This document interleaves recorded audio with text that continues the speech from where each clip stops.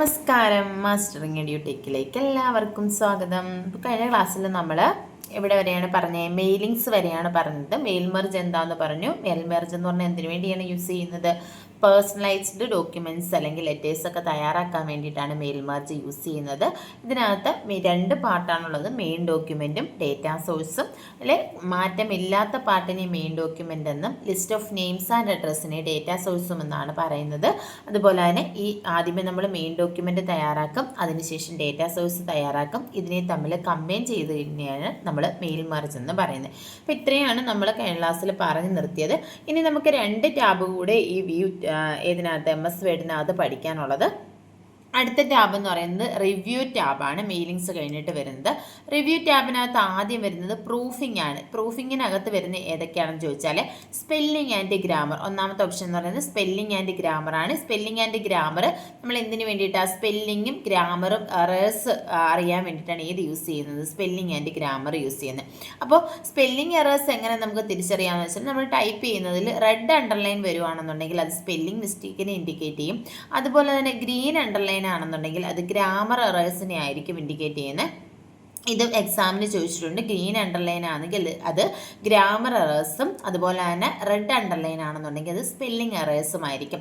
അതുപോലെ തന്നെ spelling and grammar check ചെയ്യാനുള്ള ഷോർട്ട് കട്ട് കീ എന്ന് പറയുന്നത് F7 ആണ്. ഇത് എക്സാമിന് ചോദിച്ചിട്ടുണ്ട്. സ്പെല്ലിംഗ് ആൻഡ് ഗ്രാമർ ചെക്കിന് വേണ്ടി യൂസ് ചെയ്യുന്ന ഷോർട്ട് കട്ട് കീ ഏതാണെന്ന് ചോദിച്ചാൽ F7 ആണ്. അപ്പോൾ നമ്മുടെ ഫംഗ്ഷൻ കീസിൽ F7 പ്രസ് ചെയ്ത് കഴിഞ്ഞാൽ നമുക്ക് എന്താ വരുന്നത്? സ്പെല്ലിംഗ് ആൻഡ് ഗ്രാമർ ചെക്ക് ചെയ്യാനുള്ള ഡയലോഗ് ബോക്സ് ആയിരിക്കും വരുന്നത്. ഇപ്പം നോക്കി, ഞാനിവിടെ ക്ലിക്ക് ചെയ്തു. ഇവിടെ ക്ലിക്ക് ചെയ്ത് കഴിയുമ്പോൾ ഇവിടെ നമുക്ക് എന്തെങ്കിലും എറേഴ്സ് ഉണ്ടെന്നുണ്ടെങ്കിൽ നമുക്കിവിടെ കാണിക്കും. അതുപോലെ തന്നെ ഇവിടെ അൺഡു എഡിറ്റ് ഉണ്ട്, ഇഗ്നോർ ഉണ്ട്. അപ്പം നമുക്ക് എറർ ഉണ്ടെന്നുണ്ടെങ്കിൽ നമുക്കിവിടെ ഇഗ്നോർ ഓപ്ഷൻ കാണിക്കും.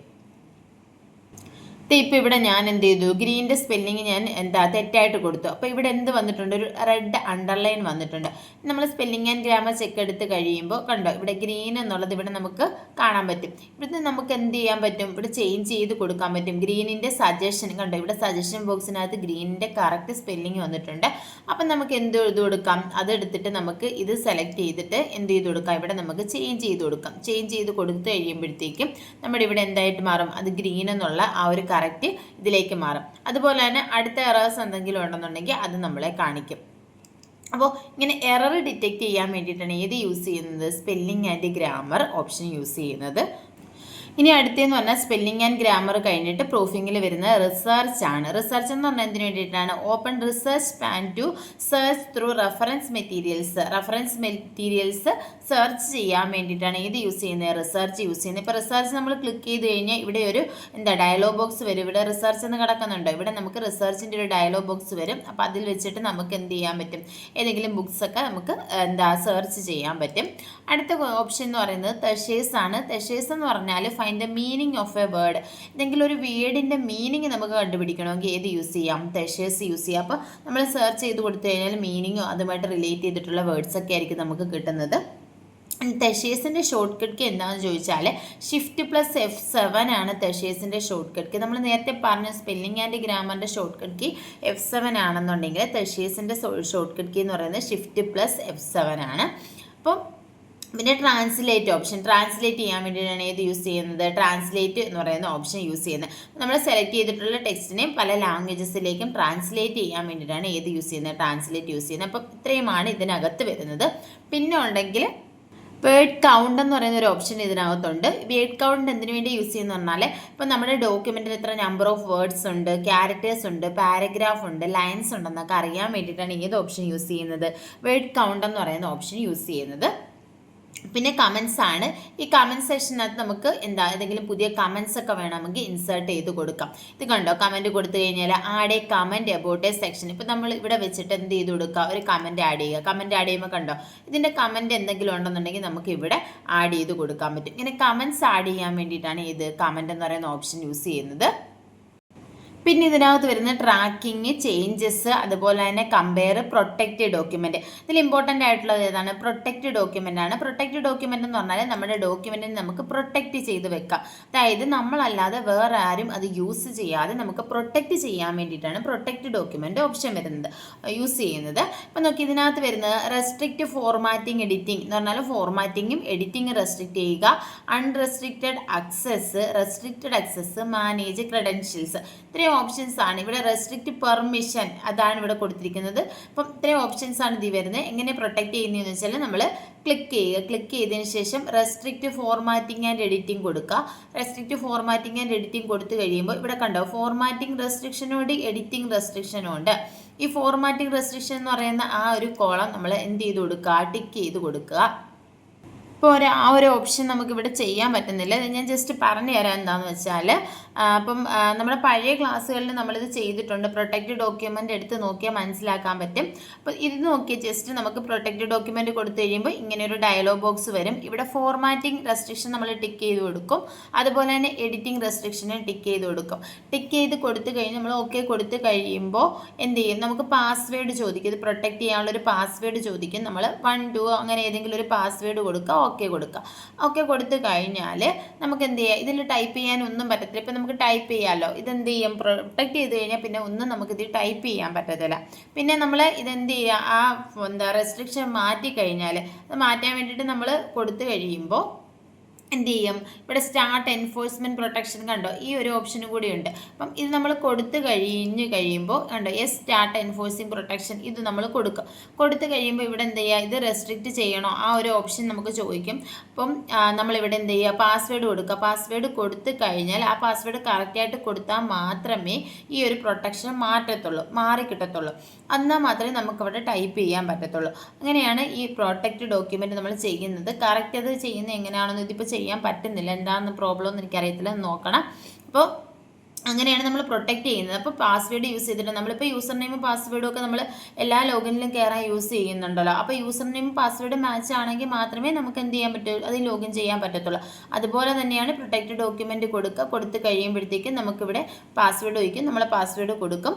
ആ പാസ്വേഡ് പിന്നീട് നമ്മളിത് ഓപ്പൺ ആക്കാൻ നേരത്ത് അല്ലെങ്കിൽ എഡിറ്റ് ചെയ്യാൻ നേരത്ത് ആ പാസ്വേഡ് കൊടുത്തു കഴിഞ്ഞാൽ മാത്രമേ, കറക്റ്റ് പാസ്വേഡ് കൊടുത്താൽ മാത്രമേ നമുക്ക് എഡിറ്റിംഗ് പോസിബിൾ ആവത്തുള്ളൂ.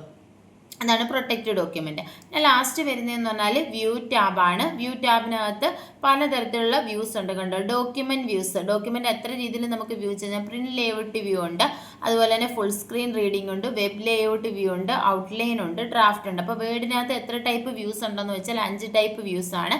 ഈ വ്യൂ ടാബ് തന്നെ താഴെ നമുക്കിവിടെ നമ്മുടെ ഇവിടെ ഈ ടാസ്ക് ബാറിൽ നമുക്ക് സ്റ്റാറ്റസ് ബാറിൽ നമുക്ക് കാണാൻ പറ്റും.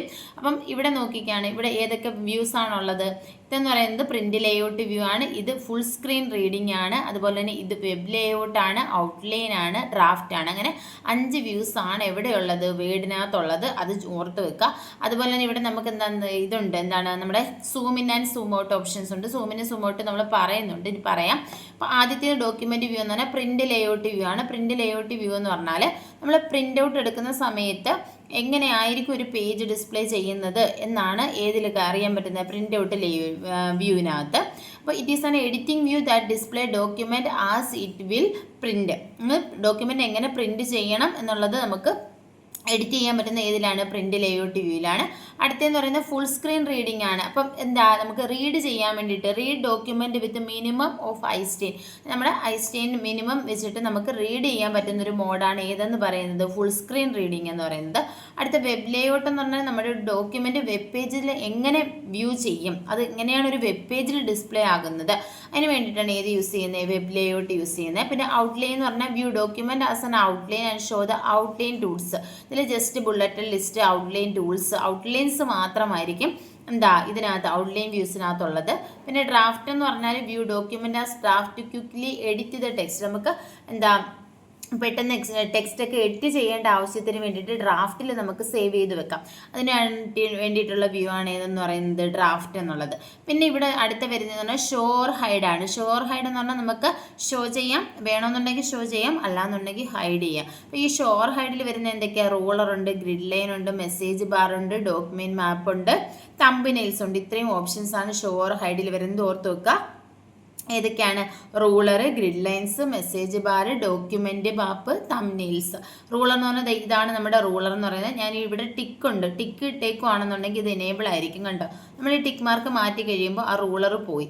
അപ്പം മാർജിനൊക്കെ അറിയാൻ വേണ്ടിയിട്ട് നമുക്ക് എന്ത് യൂസ് ചെയ്യാം? റൂളർ യൂസ് ചെയ്യാം. ഇനി അടുത്ത ഗ്രിഡ് ലൈൻസ്. ഗ്രിഡ് ലൈൻസ് കൊടുത്തു കഴിഞ്ഞാൽ ഇതുപോലെയുള്ള ലൈൻസ് വരും നമ്മുടെ ഡോക്യുമെന്റിൽ. കണ്ടോ, അപ്പം ഇതാണ് ഗ്രിഡ് ലൈൻസ്. ഇത് നമുക്ക് ഷോ ചെയ്യാം, അല്ലെങ്കിൽ എന്ത് ചെയ്യാം? ഹൈഡ് ചെയ്ത് വെക്കാം. അതുപോലെ തന്നെ മെസ്സേജ് ബാറുണ്ട്, ഡോക്യുമെന്റ് മാപ്പുണ്ട്, തംബ്നെയിലുണ്ട്. പിന്നെ വരുന്നത് സൂം ആണ്. സൂമിനകത്ത് വരുന്നത് കണ്ടോ, സൂം ഓപ്ഷൻസ് ഉണ്ട്. അപ്പോൾ നമുക്ക് എന്താ സൂം ഡയലോഗ് ബോക്സ് എത്ര ലെവൽ ഓഫ് സൂമിങ് ഉണ്ട് അതൊക്കെ സ്പെസിഫൈ ചെയ്യാൻ വേണ്ടിയിട്ടാണ് യൂസ് ചെയ്യുന്നത്. അപ്പോൾ നമ്മളിവിടെ സൂമിൽ ക്ലിക്ക് ചെയ്ത് കഴിഞ്ഞാൽ കണ്ടോ, സൂം ടു ഇവിടെ പെർസെൻറ്റേജ് വരുന്ന 200% ഉണ്ട്, 100 ഉണ്ട്, 75% ഉണ്ട്. ഇത് എക്സാമിന് ചോദിച്ചിട്ടുണ്ട്. എന്താണ് സൂമിൽ വരുന്ന പെർസെൻറ്റേജ് അവൈലബിൾ അല്ലാത്തത് ഏതാണെന്ന് ചോദിച്ചിട്ടുണ്ട്. അപ്പോൾ 200, 100, 75 ഉണ്ട്.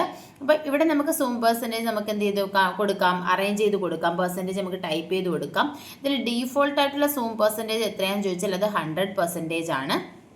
അപ്പോൾ പിന്നെ ഇവിടെ എന്താ ഉള്ളത്? പേജ് വിട്ട്, ടെക്സ്റ്റ് വിട്ട്, അതുപോലെ തന്നെ ഹോൾ പേജ് ഉണ്ട്, മെനി പേജസ് ഉണ്ട്. സൂം ചെയ്യുന്ന അത് നമുക്കിവിടെ അവൈലബിൾ ആണ്. ഇപ്പോൾ ഇത് ഇമ്പോർട്ടൻ്റ് ആയിട്ടുള്ള സൂം ഏതൊക്കെയാണ്?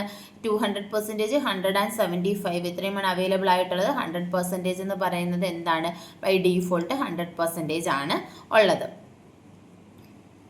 ഇനി ഇതിൻ്റെ മാക്സിമം സൂം പെർസെൻറ്റേജ് എത്രയാണെന്ന് ചോദിച്ചാൽ അത് 500%, മിനിമം 10%. അത് ഇവിടെ കണ്ടോ, ഇവിടെ നമ്മൾ മിനിമം കൊണ്ടുവെക്കുകയാണെന്നുണ്ടെങ്കിൽ മിനിമം എത്രയാണ്? 10% ആണ് സൂം എന്ന് പറയുന്നത്. മാക്സിമം എത്രയാണ്? 500% ആണ്. അതായത് നമുക്ക് മാക്സിമം എത്രത്തോളം അത് ഡിസ്പ്ലേ ചെയ്യുന്നു എന്നുള്ളതാണ്. പിന്നെ ബൈ ഡീഫോൾട്ട് എത്രയാണെന്ന് ചോദിച്ചാൽ ഡീഫോൾട്ടായിട്ട് അത് 100% ആയിരിക്കും വരുന്നത്. ഇനി അടുത്ത ലാസ്റ്റ് ഇതിനകത്ത് വരുന്ന ഏതാണെന്ന് വെച്ചാൽ പിന്നെന്താ, സൂം കഴിഞ്ഞിട്ട് വിൻഡോ ആണ്. വിൻഡോയിൽ ന്യൂ വിൻഡോ ഉണ്ട്, അറേഞ്ച് ഉണ്ട്, സ്പ്ലിറ്റ് ഉണ്ട്, ഇങ്ങനെയുള്ള ഓപ്ഷൻസ് ആണ് വരുന്നത്. പിന്നെ ലാസ്റ്റ് വരുന്ന ഇമ്പോർട്ടൻ്റ് ആയിട്ടുള്ളത് മാക്രോസ് ആണ്. മാക്രോയുടെ ഷോർട്ട് കട്ട് കീ പലതവണ ചോദിച്ചിട്ടുണ്ട്. Alt+F8 ആണ് മാക്രോയുടെ ഷോർട്ട് കട്ട് കീ എന്ന് പറയുന്നത്. മാക്രോ എന്ന് പറഞ്ഞാൽ സീരീസ് ഓഫ് വേർഡ് കമാൻഡ് ആണ്, ഒരു സീരീസ് ഓഫ് വേർഡ് കമാൻഡ് ആണ്. And instructions that we group together, ഇതിനെല്ലാം കൂടി നമ്മൾ എന്ത് ചെയ്യുന്നു? ഗ്രൂപ്പ് ചെയ്യുന്നു. എന്തിനു വേണ്ടിയിട്ട്? As a single command to accomplish a task automatically. ഓരോ ടാസ്കും ഓട്ടോമാറ്റിക്കലി അക്കംപ്ലിഷ് ചെയ്യാൻ വേണ്ടിയിട്ട് എന്താ ഒരു സീരീസ് ഓഫ് കമാൻഡ്സിനെ അല്ലെങ്കിൽ ഗ്രൂപ്പ് ഓഫ് കമാൻഡ്സിനെ നമ്മൾ എന്ത് ചെയ്യുന്നു? ഒരു സിംഗിൾ കമാൻഡ് ആക്കി മാറ്റുന്നു. അതിനെയാണ് എന്ത് പറയുന്നത്? മാക്രോ എന്ന് പറയുന്നത്. അപ്പോൾ മാക്രോ നമുക്ക് എന്ത് ചെയ്ത് വെക്കാം? റെക്കോർഡ് ചെയ്ത് വെക്കാം, പിന്നീട് ആവശ്യമുള്ളപ്പോൾ നമുക്ക് യൂസ് ചെയ്യാം. അപ്പോൾ ഇത്രയുമാണ് ഏതിനകത്തുള്ളത്? വേർഡിനകത്ത് നമുക്ക് മെയിനായിട്ടും പറയാനുള്ള കാര്യങ്ങൾ. അപ്പം ഞാൻ ഒന്നും കൂടി ഒന്ന് ബ്രീഫായിട്ട് ഒന്ന് പറഞ്ഞേക്കാം. വേർഡ് എന്ന് പറയുന്നത് ബൈ ഡീഫോൾട്ട് എന്താണ്? ടൈറ്റിൽ ബാർ ഉണ്ട്, അതുപോലെ തന്നെ മെനു ബാറും ടൂൾസും, ഇത് ഇത്രയും കൂടി ചേർന്നിട്ടാണ് റിബൺ എന്ന് പറയുന്നത്. ഓരോ ഇതിനെയും ഓരോ ടാബ് എന്നാണ് പറയുന്നത്. 7 ടാബുകളാണ് മെയിനായിട്ടുള്ളത്. Home, insert, page layout, reference, mailings, review and view എന്ന് പറയുന്നത്. പിന്നെ നമ്മൾ എന്തെങ്കിലും ഇമേജസോ പിക്ചേഴ്സോ ഒക്കെ ഇൻസേർട്ട് ചെയ്ത് കഴിയുമ്പോൾ വരുന്ന എക്സ്ട്രാ ടാബ്സ് ഉണ്ട്. അതിനെയാണ് ഒബ്ജക്റ്റ് സ്പെസിഫിക് ടൂൾ ടാബ് എന്ന് പറയുന്നത്. പിന്നെ ഹോം ടാബിനകത്ത് വരുന്ന കാര്യങ്ങൾ cut, copy, paste, format, painter, font, paragraph, styles, editing, ഇത്രയുമാണ് ഹോം ടാബിൽ വരുന്നത്. ഇൻസേർട്ടിൽ പേജസിൽ cover page, blank page, page break, പിന്നെ ടേബിൾ, ഇല്ലുസ്ട്രേഷനിൽ വരുന്നത് picture, clipart, shapes, smart art, chart എന്നിവയാണ്. പിന്നെ ഹെഡർ ആൻഡ് ഫൂട്ടറിൽ ഹെഡറും ഫൂട്ടറും പേജ് നമ്പറും കാണും. ടെക്സ്റ്റിനകത്താണ് ഏത് വരുന്നത്? Word art, drop cap, text box ഒക്കെ വരുന്നത്. പിന്നെ ഈ സിമ്പിൾസ് ഉണ്ട്, സിമ്പിൾസിലാണ് ഇക്വേഷൻസ്, സിമ്പിൾസ് വരുന്നത്. അടുത്ത പേജ് ലേഔട്ടിൽ ആദ്യം വരുന്ന തീംസ്, പിന്നീട് പേജ് സെറ്റപ്പ്, പേജ് ബാക്ക്ഗ്രൗണ്ടിലാണ് വാട്ടർമാർക്കും പേജ് കളറും പേജ് ബോർഡറും വരുന്നത്. ഈ പേജ് സെറ്റപ്പിലാണ് ഓറിയന്റേഷൻ, മാർജിൻ, സൈസ്, കോളം ഒക്കെ വരുന്നത്. ഓറിയന്റേഷൻ മെയിനായിട്ട് 2 ടൈപ്പാണ്, പോർട്രേറ്റും ലാൻഡ്സ്കേപ്പുമാണ്. പിന്നെ അറേഞ്ച് ഓപ്ഷനാണ് ഇത് വരുന്നത്. പിന്നെ റെഫറൻസിലാണ് table of content, footnote, endnote, citation, bibliography ഒക്കെ വരുന്നത്. അതുപോലെ തന്നെ മെയിലിങ്സ് എന്ന് പറഞ്ഞാൽ പേഴ്സണലൈസ്ഡ് ലെറ്റർ ക്രിയേറ്റ് ചെയ്യാൻ വേണ്ടിയിട്ടാണ് യൂസ് ചെയ്യുന്നത്. അടുത്ത റിവ്യൂ ആണ്. റിവ്യൂ ടാബിനകത്താണ് സ്പെല്ലിംഗ് ആൻഡ് ഗ്രാമർ വരുന്നത്. പ്രൂഫിങ്ങിനകത്ത് spelling and grammar, research, thesaurus, translate വരുന്നുണ്ട്. പിന്നെ ന്യൂ കമൻറ്റ്, പിന്നെ change, compare, last protect document option വരുന്നുണ്ട്. പിന്നെ ലാസ്റ്റ് വരുന്നതാണ് വ്യൂ ടാബിൽ മെയിനായിട്ടും 5 വ്യൂസ് ആണുള്ളത്. Print layout, full screen, web layout, outline, draft. പിന്നെ ഷോർ ഹെഡ് ഉണ്ട്, നമുക്ക് എന്ത് ചെയ്യാം, റൂളർ അത് ഗ്രിഡ് ലൈൻസ് ഒക്കെ നമുക്ക് ഷോ ചെയ്യാം, ഹൈഡ് ചെയ്യാം. പിന്നെ സൂം ഉണ്ട്, minimum zoom percentage 10%, maximum 500%. Default ആയിട്ടുള്ളത് 100% ആണ്. ഇതിൽ അവൈലബിൾ ആയിട്ടുള്ള ഓപ്ഷൻ 200, 100, 75 എന്നിവയാണ്. പിന്നെ വരുന്നത് എന്താ, വിൻഡോസ് വരുന്നുണ്ട്. മാക്രോസ് എന്ന് പറഞ്ഞാൽ റെക്കോർഡ് ചെയ്യാൻ വേണ്ടിയിട്ടാണ് മാക്രോസ് യൂസ് ചെയ്യുന്നത്. അപ്പം ഇത്രയുമാണ് വേഡിൻ്റെ ക്ലാസ് എന്ന് പറയുന്നത്. വേഡ് നമ്മളിപ്പോൾ കംപ്ലീറ്റ് ചെയ്തു, എല്ലാ ഓപ്ഷൻസും പറഞ്ഞു. ഇനി ഏതെങ്കിലും ഡീറ്റെയിൽഡ് ആയിട്ട് പറയാനുള്ള ഓപ്ഷൻ വിട്ടുപോയിട്ടുണ്ടെങ്കിൽ ലാസ്റ്റിൽ നമുക്കത് എടുത്തു തരാം. അപ്പോൾ ഞാൻ നോക്കുന്നുണ്ട് ഏതെങ്കിലും പോർഷൻ വിട്ടുപോയിട്ടുണ്ടോ അല്ലെങ്കിൽ നമുക്ക് ഡിസ്കസ് ചെയ്യാൻ പറ്റാതെയോ ആയിട്ടുണ്ടെന്നുണ്ടെങ്കിൽ ആ ക്ലാസ് ഞാൻ എടുത്തു തരുന്നതായിരിക്കും.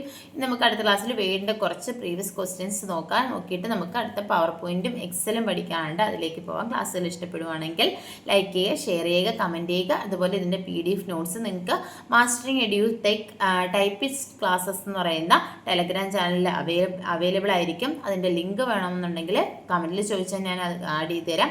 അതല്ലാന്നുണ്ടെങ്കിൽ നമ്മുടെ ബയോയിൽ ടെലഗ്രാം ചാനലിൽ ലിങ്ക് ഉണ്ടായിരിക്കും. താങ്ക്